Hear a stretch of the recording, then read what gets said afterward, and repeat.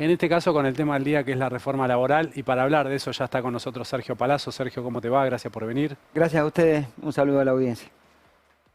Te voy a ser muy directo en esta primera pregunta. ¿La CGT arregló con el gobierno las reformas de último minuto de la reforma laboral? No, para nada, porque ha manifestado su descontento, ha manifestado su rechazo y estamos en la calle y seguiremos en la calle. Esto es así de sencillo. Ahora, esto de que los aportes patronales finalmente quedaron en 6%, no se bajaron al 5% para obras sociales. Esto de que la cuota sindical la van a seguir reteniendo con un tope del 2%, pero la van a seguir reteniendo.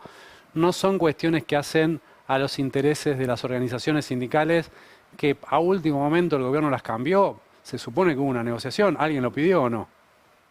Siempre hubo un reclamo tanto en la mesa de lo que fue el Acuerdo de Mayo, en donde había una representación de la CGT, respecto a lo que significa la reforma en todo su contexto. La reforma está dividida, por un lado, en los derechos individuales de los trabajadores, ley de contrato de trabajo, por otro lado, en los derechos de negociación colectiva, por otro lado, en los derechos asociacionales y por otro lado, lo que significaba el paquete fiscal. Siempre la posición de la CGT fue de rechazo y cuando se conoció la orientación que tenía, se le hicieron observaciones diciéndole estos derechos individuales no se pueden cortar, estos derechos asociacionales tampoco, que entre esos derechos asociacionales está la cuota sindical, que tiene dos aspectos. Vos hacías referencia al agente de retención. La agente de retención es para la cuota sindical. Sí. El tema del 2% con un tope hasta el año 2027 es la cuota solidaria que se le cobra a los no afiliados. Bien. Además de el mundo sindical, también se lo han pedido las cámaras empresarias a esto. Esto fue un reclamo de cámaras como CAME, como otra serie de cámaras también minoritarias. Yo un acuerdo hubiera sido para mejorar. En este caso te están sosteniendo lo que ya tenés, nada más. Ahora, el gobierno cedió en eso y no cedió en los derechos individuales de los trabajadores. Hay que ver cómo termina la votación, porque la votación me parece que va a ser dispar, no es la misma votación en general que en particular la ley.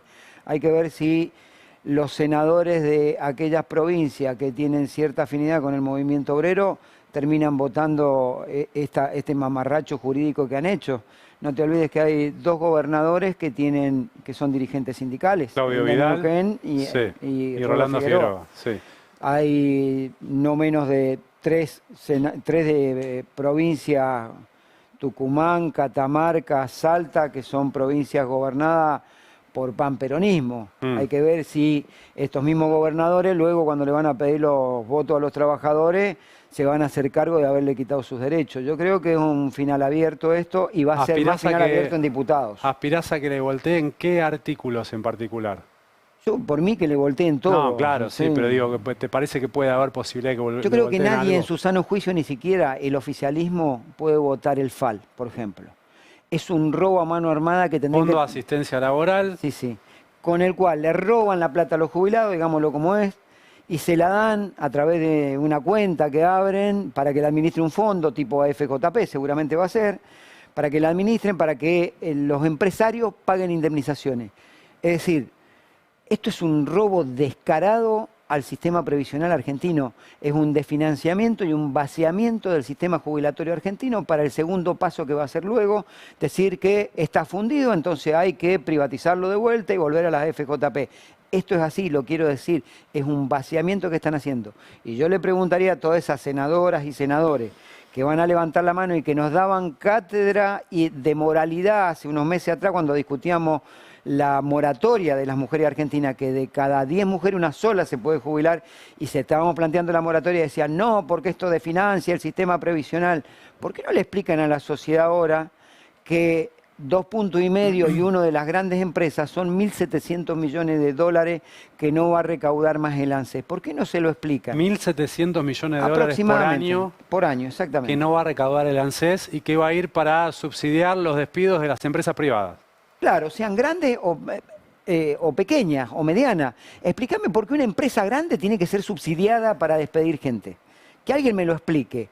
¿Por qué la Coca-Cola, el Banco Santander, tiene que Ninguna ser empresa, subsidiado? te diría yo. Ninguna, ninguna. Ni la mediana tampoco y la chica tampoco. Entonces creo que nadie en su sano juicio puede votar porque deberían terminar preso por eso. Y de verdad, también otra cosa que es aberrante, que me imagino que alguien le va a llamar la atención social, es por qué van a pagar las indemnizaciones o por qué van a pagar los juicios laborales con sentencia en 12 cuotas o en 6 cuotas.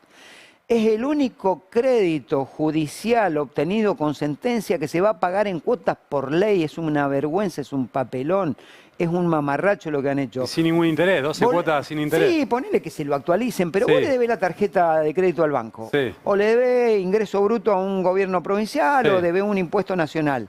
Y te hacen un juicio, te liquidan. Y si no pagás, ¿qué hacen? Te ejecutan. Claro. Tenés una casa, te la rematan, tenés un sueldo, te lo embargan, tenés cualquier cosa. Sí. Ahora, un trabajador no. Al trabajador no solo le violaste sus derechos, lo dejaste en una situación de indignidad, porque no le respetaba sus derechos. Tuvo que ir a un juicio, pasarse años, ganarlo, acreditar que lo ganó, y después dicen, no, por ley vos le pagás en 6 cuotas o Ahora, en si 12. encima la guita sale del FAL, no la ponen los empresarios. Bueno, esa es otra cosa que me gustaría que me expliquen. Si además tenés la posibilidad del FAL, porque es abarcativo de otras cuestiones, no sé, ya versión te contaba recién, ayer leí 5 versiones La van distintas. cambiando, sí. La van cambiando. Pero en casi todas figuraba que no solo era para indemnizaciones, sino para las sentencias judiciales. Claro. Esto quiere decir que es abarcativo de otro tipo de cuestiones laborales que haya reclamado un trabajador. Es increíble, y me voy a detener en este punto que vos señalás. Parte de lo que recaudaba hoy la ANSES, que recaudaba como aporte de los empleadores para la ANSES, ahora pasa a este fondo de asistencia laboral para pagar despidos.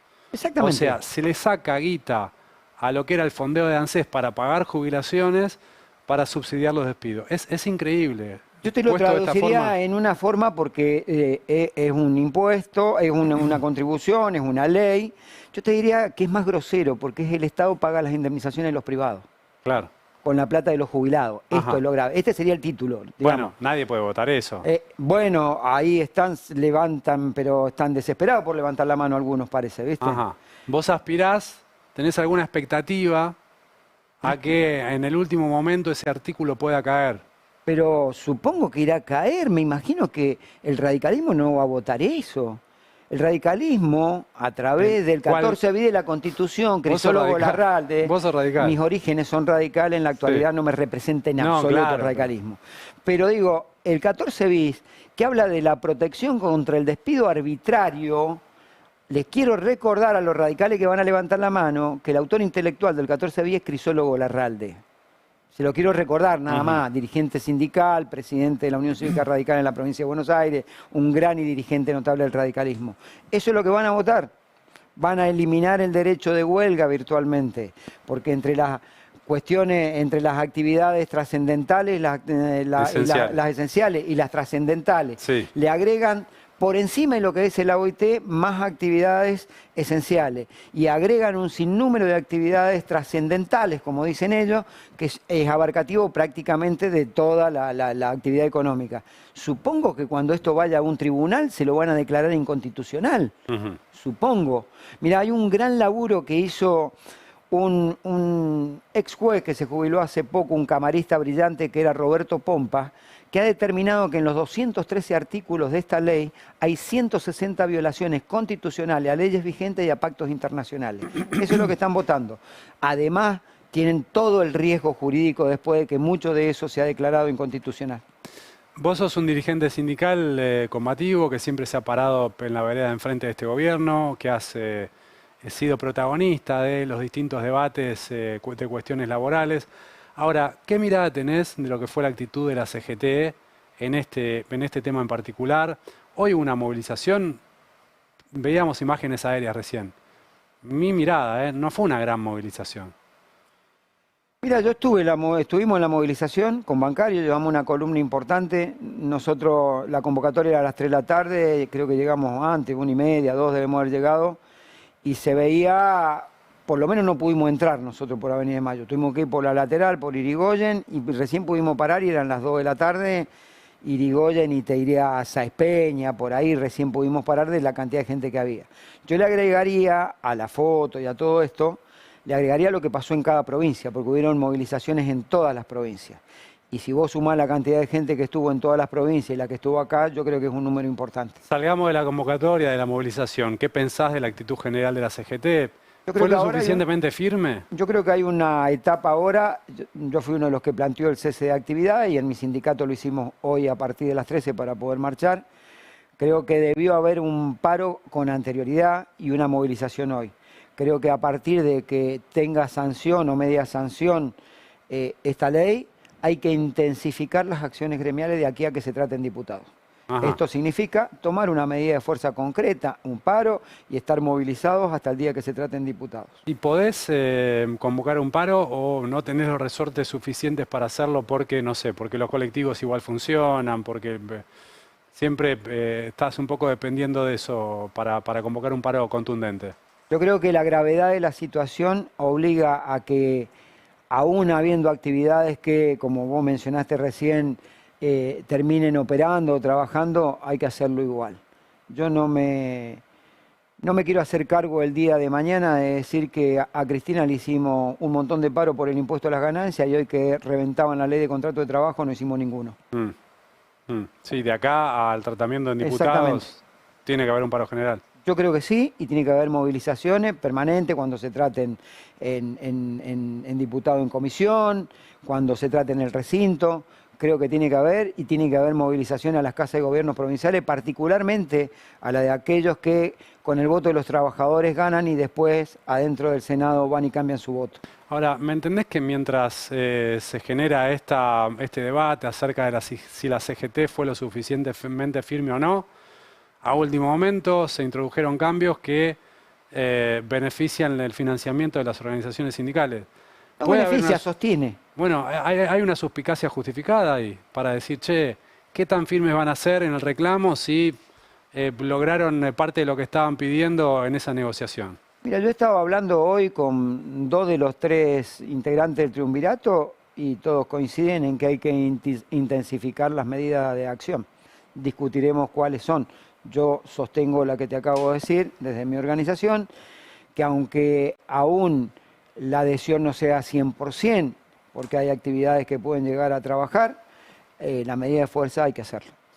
¿Qué te parece que tendrían que haber presentado ustedes una propuesta relativa al empleo no registrado en la Argentina, que viste que es el argumento central del gobierno para decir hace falta una reforma laboral? ¿De qué forma se soluciona el empleo no registrado? ¿Hay una forma de solucionarlo vía una ley? ¿Hay que hacer otra cosa? Bueno, está buenísima la pregunta porque me he cansado de escuchar durante el día a los diputados, a los senadores del oficialismo y sus aliados decir que no hemos hecho una propuesta en el Senado. Bueno, esperen al miércoles que viene, la semana que viene, que se la vamos a hacer en diputados. Nosotros vamos a presentar en el bloque una propuesta, la estamos trabajando, la estamos coordinando ahora. ¿Para el empleo no registrado? No, en general, para todo, incluido el empleo no registrado, incluido la economía popular también. ¿Me podés anticipar del empleo no registrado? ¿Cuál es la propuesta? No, nosotros lo que vamos a plantear es que esto lo trajeron inclusive los compañeros que vienen de los movimientos sociales, un registro por un lado de todas las actividades productivas y por otro lado fijar un salario mínimo social del 50% del salario mínimo vital y móvil, entre otras cosas, pero lo estamos desarrollando todavía al proyecto. Estamos planteando, por ejemplo, la relación de dependencia que tiene que existir en las plataformas digitales, particularmente estas que hacen pedidos. Uber, sí. Claro. Acá te hablan de modernidad, pero resulta que van a contramano de lo que pasa en Europa. Las directivas de Europa, hay una del año 2024 que estableció para todos los países de la Unión Europea la relación de dependencia de los trabajadores de plataforma a partir del 2 de diciembre del 2026. Perfecto. ¿Quieren hablar de salario dinámico? El salario primero se debe regular por las convenciones colectivas de trabajo, la negociación. Tiene que tener siempre un piso, por lo menos en la negociación, referida a que no sea inferior a la inflación. Pero si quiere hablar de salario dinámico, nosotros vamos a presentar también un proyecto de participación en las ganancias que respetar el 14 bis de la Constitución. Quieren hablar de banco de hora, nosotros queremos hablar de la reducción de la jornada de trabajo, que es hacia dónde va el mundo. Que se esperen hasta el miércoles, que nosotros lo vamos a hacer. Pero no es que no han habido proyectos. Yo quiero decir, en la Cámara de Diputados, en el 2024 nosotros presentamos 122 proyectos vinculados a distintos temas en materia laboral. Y en el 2025, 121. Quiere decir que tienen estado parlamentario 243 proyectos que hemos presentado. Bueno, hemos tratado ahora de congeniar todos esos proyectos y tomar 11 temas. Inclusive, quieren hablar de modernidad, no los escuché a ninguno hablar de inteligencia artificial y la utilización de la inteligencia artificial en el empleo. Nosotros también vamos con un proyecto de inteligencia artificial en el trabajo, donde se respeten los datos personales, donde se prohíba hacer los perfiles a través de IA de religiosos, sexuales, políticos de los trabajadores, donde se hable de la capacitación y formación profesional y la reconversión laboral. Hemos trabajado en todo eso. Cuestión de que quieren discutir, discutimos proyectos en serio. Te hago la última. Hoy lo más probable es que se apruebe la reforma laboral en el Senado. Mañana en diputados tienen sesión también. Lo más probable es que se apruebe la baja de punibilidad de los menores. Es un gobierno muy fortalecido políticamente, es un gobierno que no tiene quien se le ponga enfrente, que no tiene una oposición a la altura. Es un gobierno que viene de un proceso electoral en donde sigue siendo minoría, porque sigue siendo minoría. Primera minoría. Sí, con la suma de aliados o con el traspaso de dirigentes que saltan de un lado a cada rato y andan buscando ponerse la camiseta de la Libertad Avanza a ver si pueden renovar dentro de 2 años y le dan un carguito en el Ejecutivo. Pero en términos reales no es un gobierno que tenga la fortaleza democrática de tener gobernadores, de tener intendentes, de tener organizaciones sociales u organizaciones gremiales que lo respalden. Es un gobierno que sigue teniendo debilidad institucional, que aprovecha la circunstancia de que tiene aliados que le votan todo. Yo le recomendaría, veía que estabas pasando el conflicto de Santa Fe. Sí. Bueno, le recomendaría al gobernador de Santa Fe, como a todos los gobernadores que lo ayudan y le dan esas dosis de gobernabilidad, ¿viste? Parece que le transfirieran como sangre dosis de gobernabilidad, que los problemas que tienen los tienen porque tienen menos recursos, porque decidió quitarles el fondo del transporte, decidió quitarle el fondo de incentivo docente, decidió no mandar más partidas que no sean estrictamente las coparticipables. Bueno, también empiecen, muchachos, a demostrar que si votaron para ser opositores, son opositores y no son lazarillos de un presidente que se los lleva a patada en el traste a cada rato. Sergio, muchísimas gracias por No, haber gracias venido. a ustedes. Gracias.